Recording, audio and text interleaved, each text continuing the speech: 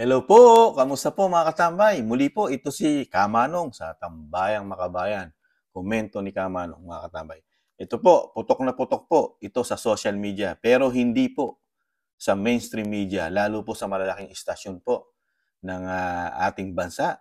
Hindi po sila interesado at nagpo-focus po rito sa issue po, lalo po sa droga ng Commander-in-Chief ng ating bansa.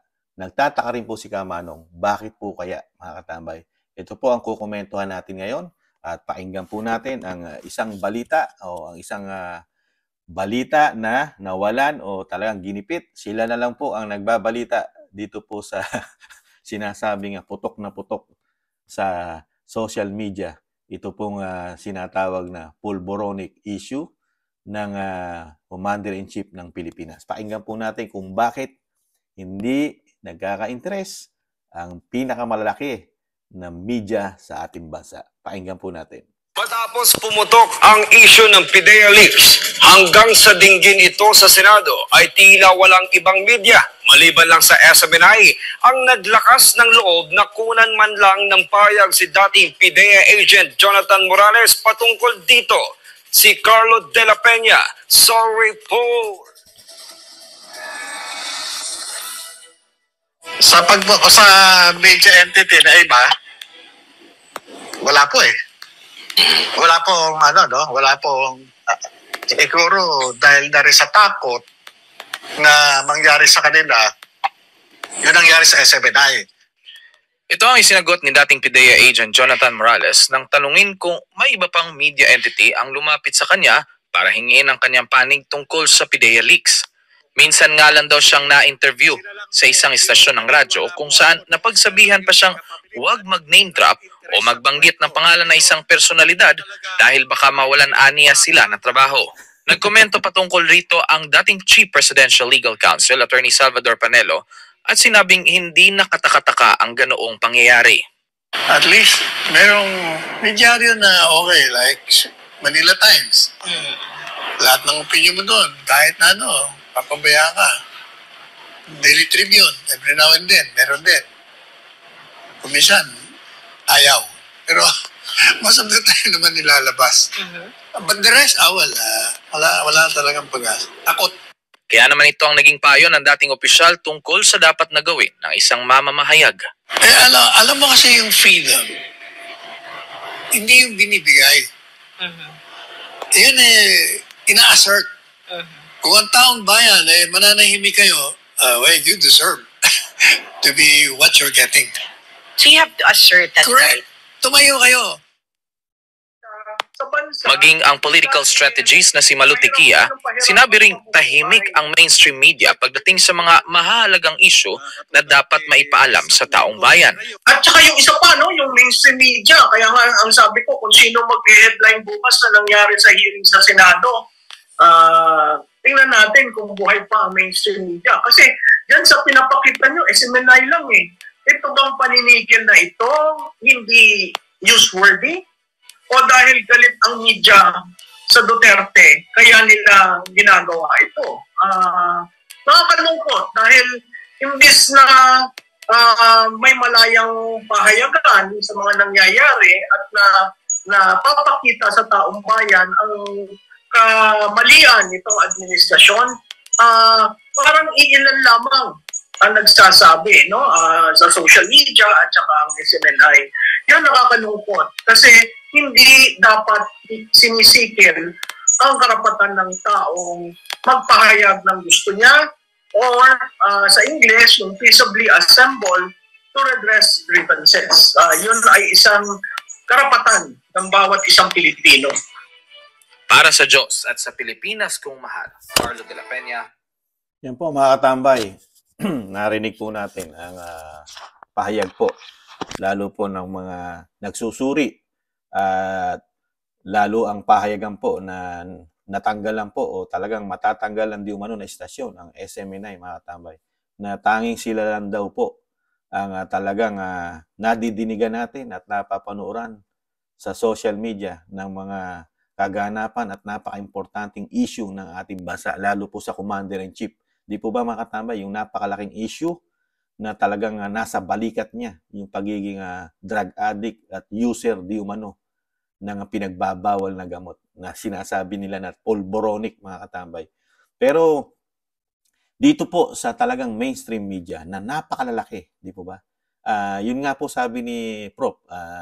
Malu na baka ito yung galit nung panahon ni Pangulong Duterte dahil puro sila po nasingil ng tama, number one, at nabunyag yung kanilang mga anomalya, lalo ang ABS-CBN di umano, na napakalaki na anomalya, at natanggalan po ng prangkisa dahil po sa mga anomalyang nabunyag, at yung kanilang problema sa kanilang mga tauhan, di po ba? At yung ibang istasyon na talagang nagbayad ng tamang buwis sa gobyerno, di ba? Yun din ang nakikita ni Kamanong na paghiganti sa mga Duterte, mga katambay.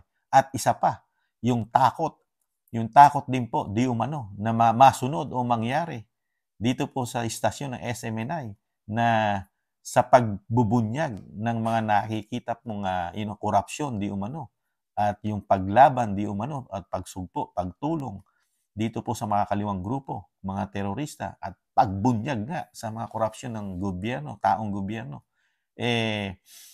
Ganyan po ang makikita at nakikita nila, na sila ay baka sumunod na mawalan din ng prangkisa ang kanilang istasyon at magkaproblema katulad ng SMNI, mga katambay.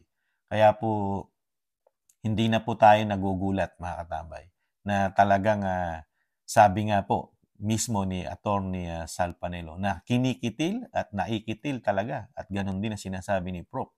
na si Prof. Malu, na isa ring magaling na analyst, nag-a-analyst po sa ating gobyerno, mga katambay, na talagang nawawala na po, lalo ang freedom po ng pagpapahayag.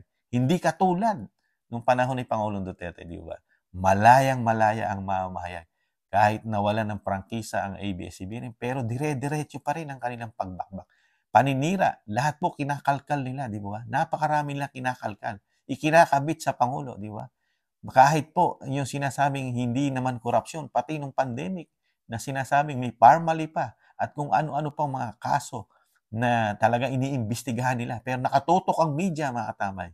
Kahit maliit na pwede nila ikabit sa pangalan ni Pangulong Duterte, ni dating Pangulo, ginagawan po ng paraan ng media para talagang yung involvement mapunta kay dating Pangulong Duterte. Di ba? Ganong katindi ang media nung panahon ni Pangulong Duterte. Hindi niya kinikitil.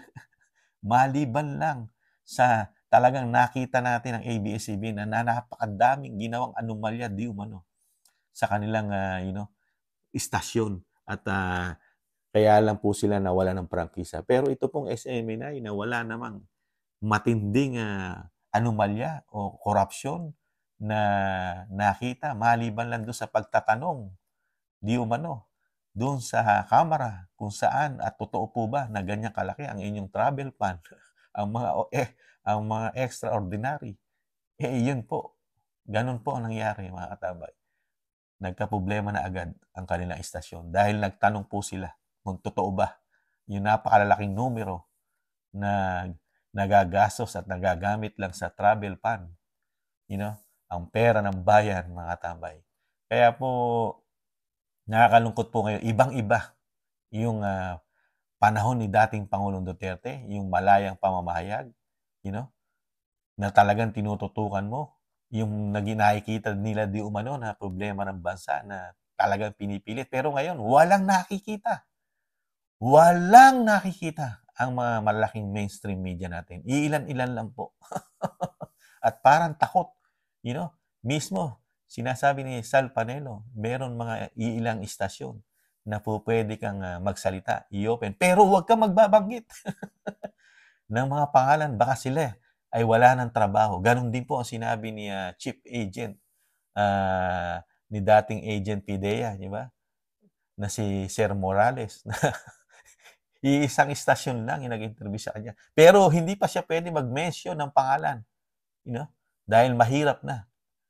Baka mawalan din ng trabaho, mga katamay. Ganun po ang takot nila. Naging takot po. Ganito po ang nangyari sa Uniteam na sinasabi. Uniteam na takot sa mga manggagawa, lalo sa media, nagkaroon sila ng takot ngayon. na hindi nila po pwedeng batikusin ng gobyerno di umano dahil baka mawalan sila ng trabaho. Lalo po yung mga nagtatrabaho lang sa mga istasyon na ito, mga katambay.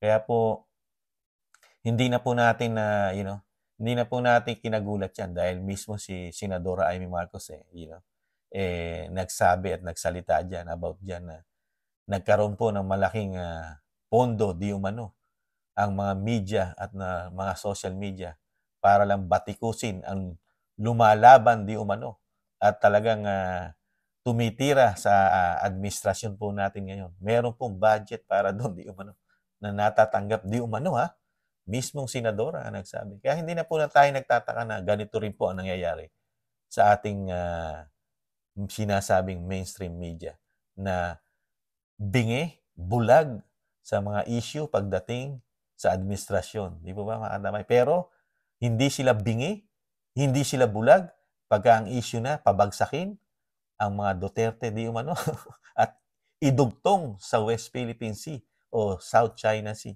Di ba? Doon po sila hindi bulag at hindi bingi, mga katamay. Kayo po, ano po ang masasabi nyo dito po sa pahayag po ng isang SMNI dito po sa issue na bulag at ang ating mga media ay tikong mambibig sa mga malaking issue na dapat, ay pinag-uusapan ng malaking media. Itong issue na ito, lalo sa droga, na talagang problema ng buong mundo. Di ba? Pero ito, nasa commander-in-chief ang problema. Tikom, bulag ang kanilang, mata. Bingi ang tenga. Kaya po mga tambay, lang po.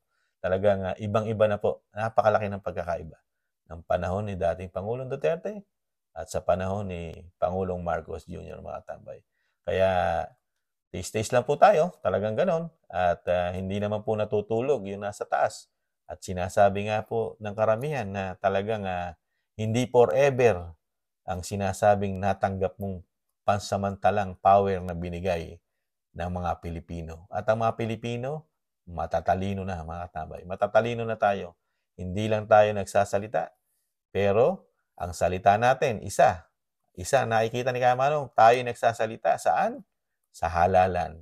Diyan lumalabas ang ating tinig, ang ating kamay, at ang ating isip kung paano naglingkod sa atin ang mga politikong sinasabing mga makabayan daw sila di umano mga tambay. Kaya tingnan na lang po natin mga tambay kung may maglalakas loob pa katulad ng SMNI di umano dito sa issue ng PIDEA leak at lalo sa pagsangkot dito sa presidente ng Pilipinas about sa droga, mga katambay. Abangan na lang natin. Muli po si Katambay Manong po. Nagpapasalamat po muli sa nakakagusto po ng ating napakalit na channel sa YouTube tip at TikTok, ang Tambayang Makabayan, kinukomentohan ni Kamanong. At muli po, ingat-ingat po at huwag po tayong mag-alala. Tis-tis lang po ng konti. Makakabangon pa ang ating bansa. Paalam. Bye-bye.